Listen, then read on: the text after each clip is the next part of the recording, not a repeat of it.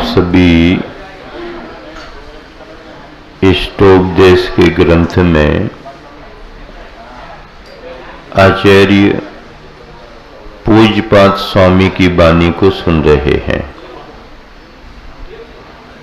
आचार्य पूज्यपाद स्वामी एक ऐसे आचार्य हुए हैं जिन्होंने प्राणी मात्र के कल्याण के लिए अपनी लेखनी चलाई है। उन्होंने अध्यात्म के ग्रंथ भी लिखे, उन्होंने व्याकरण के ग्रंथ भी लिखे और उन्होंने आयुर्वेद के ग्रंथ भी लिखे। इसका मतलब ये है कि उन्होंने प्राणी मात्र के तन मन और वचन के संशोधन का संदेश दिया है। मन शुद्धि भी हो, वचन शुद्धि भी हो और काय शुद्धि भी हो। काय की शुद्धि के लिए उन्होंने आयुर्वेद का शास्त्र लिखा। आचार्य पूज्यपाद स्वामी ने आयुर्वेद का शास्त्र लिखा। हाँ, उपलब्ध है, जो भी है, मतलब इतिहास में आयुर्वेद के रूप में उन्होंने ग्रंथ लिखा। वचन की शुद्धि के लिए उन्होंने व्याकरण लिखा और मन और चेतन की शुद्धि के लिए अध्यात्म के ग्रंथ लिखे। उन्हीं अध्यात्म के ग्रंथों में इष्टोपदेश ग्रंथ है, जिसे हमारे गुरुवर आचार्य श्री हमेशा लघु समयसार कहा करते थे। क्या कहा करते थे? लघु समयसार। आचार्य श्री को यह ग्रंथ इतना प्रिय था कि प्राय करके संघ में आचार्य श्री आधा घंटे का समय, 20 मिनट का समय है तो चलो कुछ पाठ कर लो। उन पाठों में इष्टोपदेश को सम्मिलित रखते थे। कर्नाटक की यात्रा में जब हम कनकगिरी पहुंचे थे तो वहां के भट्टारक ने कनकगिरी से संबंधित जानकारियां दी। पहाड़ी के पिछले भाग में ले जाकर के उन्होंने स्थान दिखाया कि ये जो स्थान है, आचार्य पूज्यपाद स्वामी जब मुनि नहीं बने थे उसके पहले आयुर्वेद के रूप में रस रसायन तैयार यहां पर करते थे। हाँ, उनका जन्म स्थान भी आसपास ही है। पूज्यपाद स्वामी का परिचय ग्रंथों में लिखा हुआ है। इनके वैराग्य का भी एक विशेष कारण रहा। ये जन्मना ब्राह्मण थे, आयुर्वेद के ज्ञाता थे, बहुत सी औषधियां इनके पास थीं। वैराग्य के कारण में ये बगीचे में टहल रहे थे। उसी समय सांप अपने मुख में मेंढक को दबाए हुए ले जा रहा था। उस दृश्य को देख करके इनके मन में वैराग्य का भाव आया और इन्होंने दिगंबर जैन मुनि से धर्म की बातें समझ करके फिर निर्ग्रंथ मुनि दीक्षा ली। साधना का जीवन इनका बहुत उत्कृष्ट रहा। पादलेप ऐसी इनके पास में औषधि थी कि जिसे पैरों में लगा करके आकाश मार्ग से गमन कर लेते थे। किसी एक समय इनकी आंखों की ज्योति छीन हो गई, दिखना बंद हो गया। आहारचर्या कैसे करें, विहार कैसे करें, ये बड़ा विकल्प उनके मन में आया। संयमी जीवन था। तब उन्होंने यह विचार करके कि अशुभ कर्म की तीव्रता को हटाने का केवल एक ही उपाय है, भगवान की भक्ति। और इन्होंने भगवान की भक्ति की 10 भक्तियां लिखी। शांति भक्ति, शांतिनाथ भगवान की भक्ति करते करते और कहा जाता है इनकी पुनः नेत्र ज्योति वापस आ गई। हाँ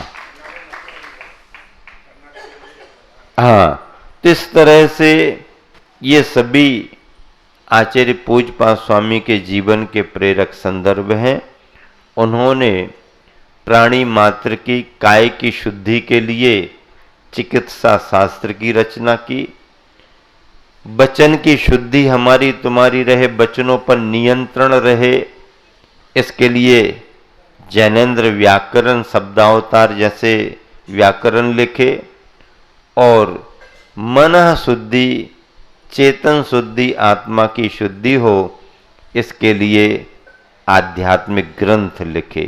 सर्वार सिद्धि ग्रंथ तत्वार सूत्र पर लिखा गया पहला बहुत प्रभावी, जिसको आधार बना बना करके टीकाएं उपटीकाएं हुई, ऐसा सर्वार सिद्धि ग्रंथ तत्वार सूत्र का पहला टीका ग्रंथ है।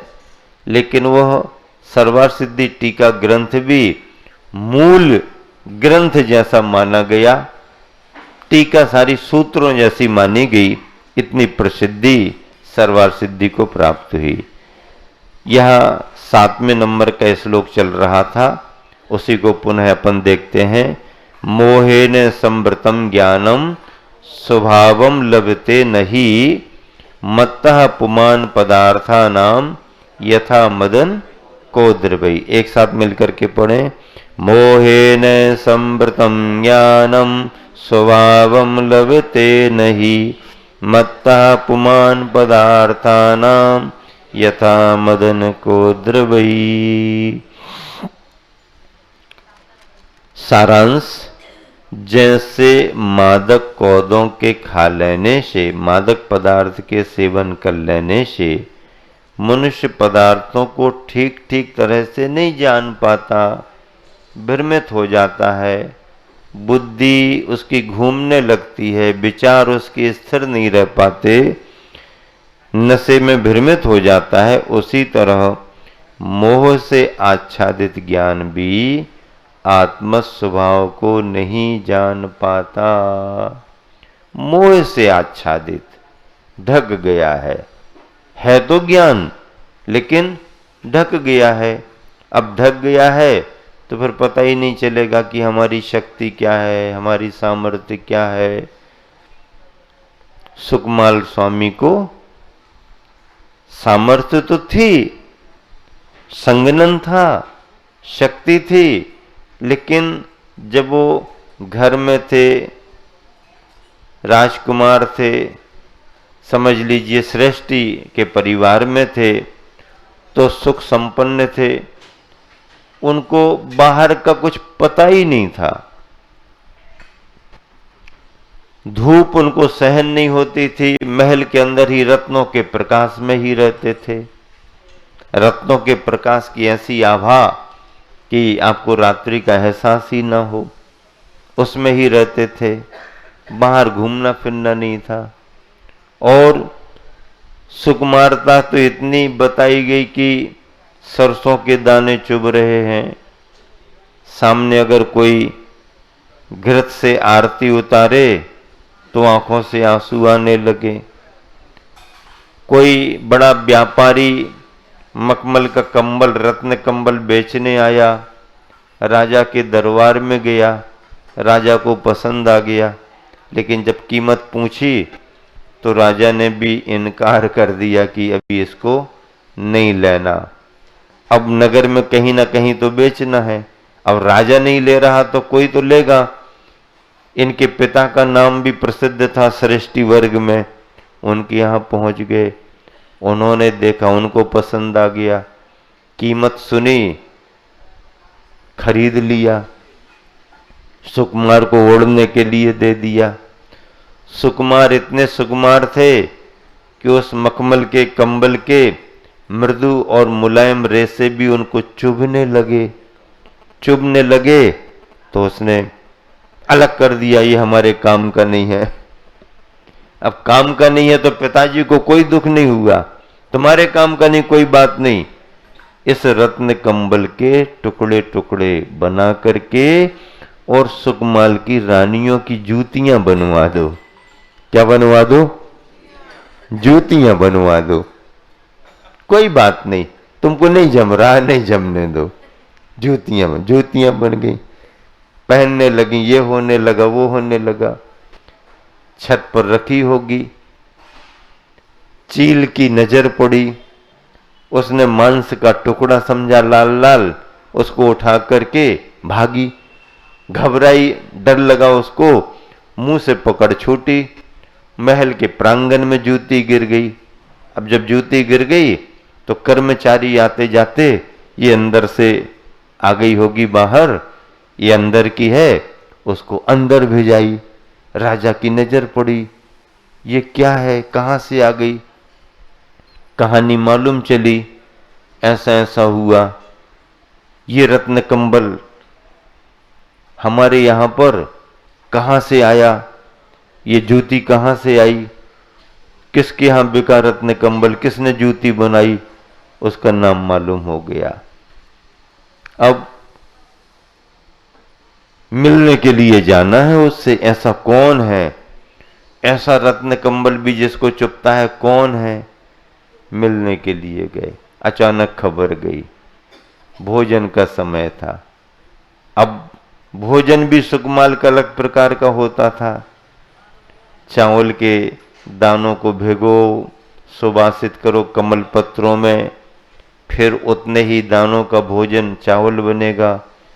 अब राजा साहब आ रहे हैं, समाचार अचानक मिल गया, एक दिन पहले तैयारी होती थी। अब भोजन वो भी करेंगे, सुकमाल के साथ करेंगे, तो चावल और बनाना, अब सुवासित तो है नहीं, तो बिना उसके डाल दो।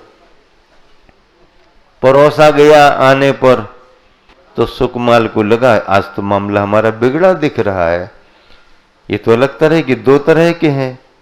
वो उनको निकाल निकाल के खा रहा था। राजा साहब को तो बहुत अच्छा लग रहा था। उन्होंने पूछा, इसको कोई बीमारी है क्या, एक एक दाना अलग अलग करके खा रहा? बोले बीमारी नहीं है, तो कारण क्या है? बोले राजन, बात सही सही ये है, आपके आ जाने से अच्छा, लेकिन भोजन तो बहुत स्वादिष्ट है, आपको लग रहा होगा उसका तो बिगड़ गया। ऐसा सुकुमार, जब मोह के परिणाम थे तो शरीर की सारी शक्तियां दबी थीं, और जब सुबह सुबह मुनि महाराज की वाणी सुनने में आ गई और उतर करके महाराज के पास चला गया, उतरने में भी रास्ता नहीं था, सारे दरवाजे बंद थे। खिड़की से कैसे उतरे? साड़ियों की रस्सी बना करके। और महाराज जी ने संबोधन दिया। संबोधन में ये बता दिया, सुकमाल 3 दिन की आयु शेष है, क्या करना कर लो। तो क्या करना? आ गया हूं, आप हमारे कल्याण का मार्ग बताओ, दीक्षित होना, दीक्षित कर दो, कोई विकल्प नहीं। लौट करके वापस जाना, पूछना, परमिशन लेना, या हमारे नाम पर कितना, कहाँ बैलेंस है, क्या खाता है, ये इसको दे दो, उसको दे दो, कुछ नहीं। जाना है क्या? जाना काहे को, अब मुश्किल से तो निकल पाए हैं। दीक्षा ले ली, अब आज्ञा है 3 दिन की आयु से तो तपस्या कर ले, एकांत में जाके हाँ कर सकते हो। पैदल पहली बार चले, पैर लहूलुहान हो गए। आगे बड़े जंगल में चले गए, जहां जहां रक्त गिरा, सूंघ सूंघ करके, चक चक करके वो स्यालिनी आ गई जो पूर्व भाव में बैर बांध चुकी थी। उसने जाकर के उपसर्ग किया, उस उपसर्ग में भी वो अडिग रहे, डिगे नहीं। अब बताओ, जब घर में महल में थे तो शरीर की स्थिति ये सहन नहीं, वो सहन नहीं, और जब दीक्षा ले ली तो ताकत कहां से आ गई? कहां से आ गई ताकत? किसी ने डाल दी क्या? कहां से आ गई? मोह का भाव आता है तो हमारी सारी शक्तियां दब जाती हैं, और जब वैराग्य का भाव आता है तो सारी शक्तियां उद्घाटित हो जाती हैं। आचार्य महाराज यही कह रहे हैं कि शराब पी ले तो व्यक्ति भ्रमित हो जाता है, और जब नशा उतरता है तो उसको सारी बातें ख्याल में आ जाती हैं। छोटा संदर्भ याद आ गया, सन 1982 की बात, नैनागिर में चातुर्मास का प्रारंभिक समय था। आचार्य उन दिनों में नीचे ही जल मंदिर में निवास कर रहे थे। चतुर्मास के समय आचार्य पहाड़ी पर स्थापना की, लेकिन उसके पहले जल मंदिर में, तालाब के बीचों बीच मंदिर। आचार्य ने शाम को कहा प्रतिक्रमण का समय हो गया, तो आचार्य प्रतिक्रमण करने सामने वाले आंगन में बैठ गए। महाराज जी वगैरह भी सब आंगन में, कोई यहाँ मंदिर के चारों तरफ परिक्रमा पथ भी था, वहाँ भी कोई महाराज जी। मैं ब्रह्मचारी था, अपनी किताब उठाई, मंदिर के पीछे जहाँ तालाब का पानी भरा था वहाँ जाकर के बैठ के प्रतिक्रमण पढ़ने लगा। इतने में मैंने देखा पानी में एक सांप चला आ रहा है। सांप चला आ रहा, पानी वाला सांप, उतने डर की बात नहीं थी, चला आ रहा, कोई बात नहीं, देख लिया। अब सांप को देखा, फिर धीरे धीरे देखा सांप के मुंह में एक मेंढक है, तो लगा अरे ये तो, इससे देखो सांप ने मेंढक पकड़ लिया, अब अपन क्या करें, कुछ नहीं, देखते रहे। अब फिर उसके बाद मैंने क्या देखा कि सांप के मुंह में मेंढक तो है, लेकिन जब वो सांप आगे बढ़ रहा तो मेंढक के सामने से कुछ मछलियां निकल रही, तो वो मेंढक मछलियों को पकड़ने की कोशिश कर रहा। मेंढक क्या, मछलियों को पकड़ने की। तो मुझे लगा सांप मेंढक पकड़ लेता है, ये तो कई बार सुनने में देखने में आया, लेकिन जो मेंढक सांप के मुंह में है और वो मछली पकड़ने का प्रयास कर रहा, इसका मतलब इससे बड़ी अज्ञानता और क्या हो। स्वयं मौत के मुंह में है और फिर भी मछली को पकड़ने की कोशिश कर रहा। ऐसे संसारी प्राणी की अवस्था। प्रतिक्रमण के बाद आचार्य भक्ति हुई, जब सभी यहां वहां हो गए, धीरे से भैया वृद्ध समय मैंने कहा आचार्य अभी अभी प्रतिक्रमण समय मैंने ऐसा देखा, तो आचार्य कहने लगे यही तो मोही प्राणी की विचित्रता है। सांप मेंढक को पकड़ ले तो मेंढक सांप के अंदर गया, ये तो सब जानते, लेकिन ये बड़ी विचित्रता मिली देखने, मेंढक मछली को पकड़ रहा है। अलग से मेंढक हो और मछली पकड़े तो बात अलग है, सांप के मुंह में बैठा मेंढक मछली पकड़ रहा, इससे बड़ी विचित्रता और संसार की क्या होगी। इस तरह आचार्य पूज्यपाद स्वामी ने वैराग्य भावों को अपने जीवन में बढ़ाने की प्रेरणा दी। समय आपका हो गया। महावीर भगवान।